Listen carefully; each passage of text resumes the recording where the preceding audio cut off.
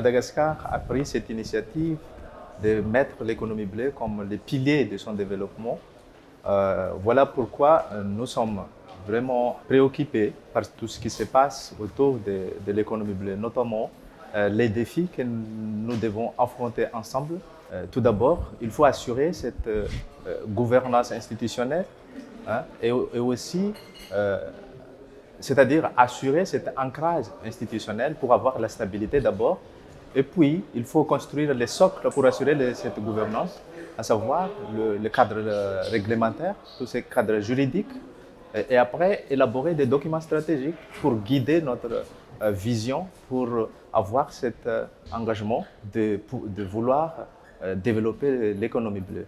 Mais aussi, il faut être innovant et aussi apporter des sources de financement pour pouvoir développer cette économie bleue-là.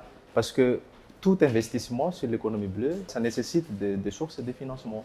Il y a d'autres sources de financement très innovantes, comme le Blue Bond, qui a été un pionnier au niveau des Seychelles, par exemple. Pourquoi on ne peut pas adopter ça? C'est ça ce qui est vraiment très intéressant dans ces grands événements auxquels tout le monde puisse apporter ses visions.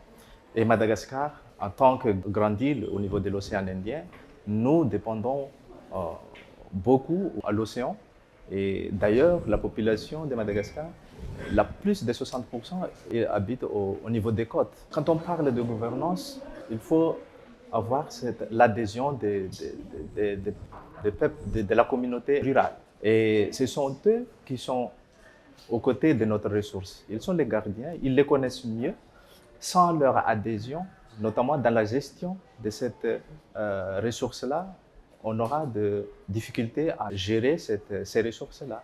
Voilà pourquoi on propose toujours de mettre en place cette gestion communautaire à travers la mise en place des aires marines gérées localement, par exemple, ou LMMA.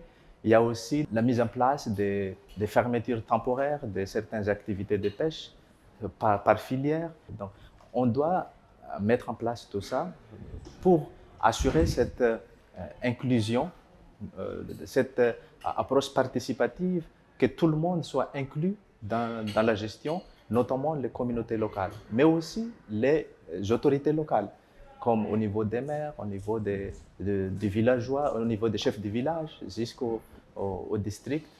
Il faut que tout le monde soit embarqué dans cette lutte pour vraiment assurer cette gestion de nos ressources au niveau des zones côtières et des zones maritimes.